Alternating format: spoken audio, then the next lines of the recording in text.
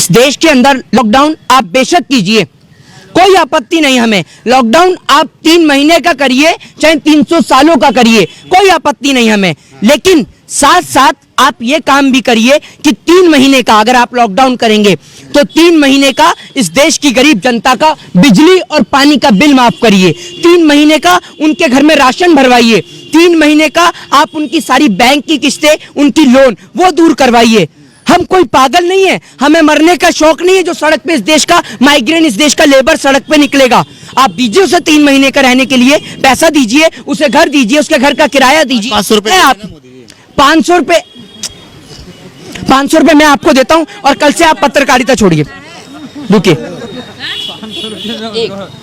500 रुपए मैं आपको देता हूँ। 500 रुपए चाहिए ना आपको? लेबर की बात कर रहे हैं ना आप भी तो लेबर आप सरकार की लेबर है, आपको भी 500 चाहिए। सर आपने ये कहा कि आप मेरी बात जाहिर जी माइक क्लोज करिए। 500 देश की जनता को प्रधानमंत्री दे रहे हैं, मैं इनको 1000 दे रहा हूँ। माइक बंद करिए। अरे बंद करिए ना, क्या सुनिए। मोदी यहाँ की जो जनता है उसको सुविधा के लिए दे रहे हैं ना 500 रुपए। अरे 500 रुपए में क्या सुविधा होगी? 500 रुपए तो इनके अफसर घूसखोरी खा जाते हैं। 500 रुपए इस देश के अंदर अफसर घूसखोरी खा जाते हैं। खुश हो रहे हैं ना? अरे 500 रुपए में आपको एक बताइए, 500 में सिप्ला कंपनी का इंजेक्शन आ रहा है, रेमडेसिविर जो आ रहा है, ठीक है, उसकी कीमत 5000 रुपीज है, ठीक है, और आप 500 रुपए में करा रहे हैं। 500 रुपए मोदी जी, 500 रुपए छोड़िए, 5000 रुपए ले लीजिए और प्रधानमंत्री पद से इस्तीफा दीजिए। दीजिए ना 500 रुपए अपने मंत्रियों को, एमएलए को। 500 रुपए क्यों नहीं देते? एमएलए चलाएगा 500 रुपए में खर्चा। 5000 रुपए का एक दिन में गाड़ी में तेल और डीजल फूकने वाले एमएलए इस देश की गरीब जनता को 500 रुपए देकर उनके जिस्म का, उनके आप सरकार से चाहते क्या है? 500 रुपए ना दे और दे तो बिल्कुल दीजिए ना। 3 महीने का बिजली पानी माफ करिए अगर लॉकडाउन करते हैं। 3 देश की अर्थव्यवस्था खत्म हो जाएगी ना फिर।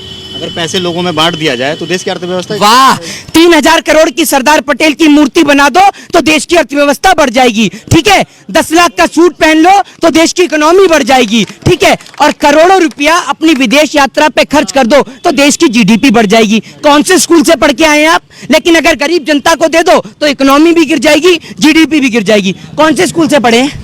मोदी जी के स्कूल से पढ़े हैं क्या जहाँ डिग्री नहीं मिलती? बताइए ना। या पढ़े लिखे डबल एमए कर रखे हैं। हाँ, मोदी जी ने चाहिए तो आप मोदी जी, एक बात मुझे बताइए ना, आप मोदी जी के क्लासमेट थे क्या? मोदी जी के क्लासमेट थे, उनके साथ पढ़े हो क्या आप? कैसे पता आपको मोदी जी पढ़े? मोदी ने दीक्षा भी मांगी है, चाय भी बेची है। तो आप क्यों नहीं मांगते भीख? आपको मांगने से मना करा है? पूरी जनता के हाथ में तो कटोरा थमा दिया। और लेकिन आज आप ये देखिए कि मंदिर और मस्जिद के बाहर बैठने वाले लोगों को कोई भीख भी नहीं देता, क्योंकि देंगे कहां से? इन्होंने तो पूरी देश की जनता को ही भिखारी बना दिया। क्या भिखारी बना दिया? आप देख लीजिए ना क्या हालत है लोगों की, देख लीजिए क्या हालत है इस देश के लेबर की। आत्महत्या कर रहा है किसान, आत्महत्या। मोदी जी नहीं होते थे लोग तो बसते भी नहीं। क्यों? मोदी जी की वजह से क्या कर रहा है? मोदी जी की वजह से कैसे बचे हुए हैं? मोदी जी सरहद पे स्टैंड गन लेके खड़े हुए हैं या AK-47 लेके खड़े हैं? कैसे खड़े हैं बताइए? कैसे बच रहे हैं? कहां से पढ़ रहे हैं आप? बताइए ना। आपको मोदी जी की तरफ से कुछ चंदा पानी आ रहा है क्या? आ रहा है तो कोई दिक्कत नहीं है। आप 500 में घर चलाने की बात करें, 1000 रखिए। आज से डेली हिंद बंद अनाउंसमेंट कर रहे हैं आप, डेली हिंद बंद। नहीं आप क्या बताइए ना, क्या बताएं? यहाँ पे काम तो कर रहे हैं ना, जिस तरीके से उन्होंने 2 करोड़ रोजगार का वादा भी किया था कि हम 2 करोड़ रोजगार देंगे। हाँ, तो जो किसान है उनकी आय दोगुनी करेंगे। हाँ, थोड़ा सा ऐसा है ना, अभी चंद्रमा जो है गंदा पड़ा हुआ है ना, ये मंगल गंदा पड़ा है, वहां पर झाड़ू लगा रहे हैं। 2 करोड़ लोगों को वहां रोजगार मिला है। हिंदुस्तान की जगह क्या पाकिस्तान में रोजगार दे के आए हैं? 2 करोड़ कहाँ मिला है रोजगार? भीख मांगना आज देश मजबूत तो हो रहा है ना, पाकिस्तान थर-थर कांप रहा है। वाह, ये तो मैंने सुना ही नहीं था। बहुत खूब, सुनिए, आप कह रहे हैं देश थर-थर कांप रहा है, ठीक है। एक बात बताइए, भारत देश के नागरिक जब ऑस्ट्रेलिया जा रहे हैं तो उनके साथ क्या हो रहा है? पता चल रहा है आपको? बताइए क्या हो रहा है? देखिए डेली कितना पढ़ा लिखा है, बताइए क्या हो रहा है? आप तो मोदी नाम हो रहा है, क्या नाम हो रहा है? देश का नाम रोशन हो रहा है। लोग दूसरे देश में जा रहे हैं, वहां पे अपना कारनामा करके दिखा रहे हैं। क्या कारनामा करके दिखा रहे हैं? कारनामा करने के लिए मोदी जी अकेले काफी हैं। देश के लोग जाते हैं तो देश के लोग, हमारे देश के अगर कोई नागरिक किसी अदर कंट्री में जाते हैं, अमेरिका जाता है तो वहाँ बाइडन वहीं फ्लाइट के बाहर खड़ा रहता है ना कि इंडिया से फूलमाला पहना के स्वागत करो। फक्र के साथ कहते हैं कि हमारे देश के प्रधानमंत्री मोदी है। दलाली छोड़िए, थोड़ा सा देश की ओर ध्यान दीजिए। और भारत से ऑस्ट्रेलिया जाने वाले लोगों को वहां पकड़ा जा रहा है और बंद किया जा रहा है जेल में, और आप सत्ता जी की दलाली कर रहे हैं। कोविड की वजह से तो सबको क्वारंटाइन किया जा रहा है ना। क्वारंटाइन करके जेल में कौन डालता है? आपको देखा है कभी क्वारंटाइन करके जेल में डाला जा रहा है? बताइए ना, क्या हूँ कहाँ डाला जा रहा है जेल में? बताओ। अगर कोई क्राइम करता तो क्या उसको डाले नहीं, जेल में नहीं डाले? मतलब भारत से ऑस्ट्रेलिया जाना क्राइम है? कौन सी IPC कौन से आर्टिकल के तहत है?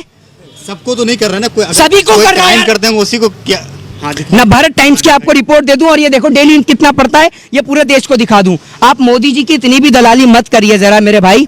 ये देखिए ना भारत टाइम्स की रिपोर्ट है, ना भारत टाइम्स की, पढ़ लीजिए आप। कैमरा में दिखा दीजिए। कैमरा में नहीं, पहले आप पढ़ लेंगे तो पूरा देश भी पढ़ लेगा। कैमरा में दिखा लीजिए। ये देख लीजिए आप ना आप। ये नौबत आई कहाँ से?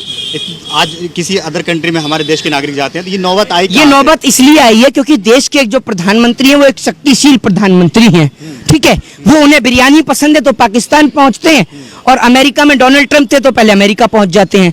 तो आप ही देखिए, आप ही कह रहे हैं कि देश में विदेश में डंका बज रहा है, पापा का डंका बज रहा है, कितना तगड़ा डंका बज रहा है, आप देख ही रहे हैं डंका कितना तगड़ा बज रहा है। तो दलाली छोड़िए, देश के लोगों के लिए बात करिए।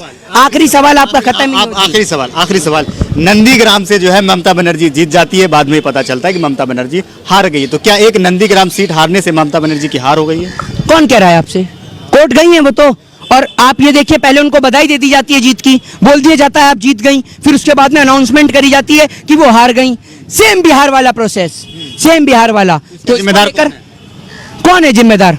कौन? गलती किसकी है? नेहरू की, नेहरू की गलती है। नेहरू जी अभी है कहाँ? तो ये बीजेपी वालों से पूछो ना, बीजेपी वाले तो हर बात में नेहरू की गलती बताते हैं, तो मैंने भी बोल दिया। और आपको तो पता ही है कि मैं भी अभी स्विट्जरलैंड से आ रहा हूँ। झूठ बोल रहे हैं। क्यों? प्रधानमंत्री ही झूठ बोल सकते हैं, हम नहीं बोल सकते। प्रधानमंत्री है वो बोल सकते हैं कुछ भी, देश को चलाने के लिए कुछ भी बोल। प्रधान, ये मतलब अगर झूठ से देश चल रहा है, अगर झूठ से देश चल रहा है तो क्या गलत है झूठ बोलना? झूठ बोलना सिर्फ प्रधानमंत्री जी के हक में, हमारे हक में नहीं है। क्यों? झूठ बोलने का भी सर्टिफिकेट मिलता है नागपुर से, बताइए ना। तो आप ये सब छोड़िए फालतू की बातें, देश की गरीब जनता की ओर ध्यान दीजिए। जय हिंद, जय भारत, वंदे मातरम।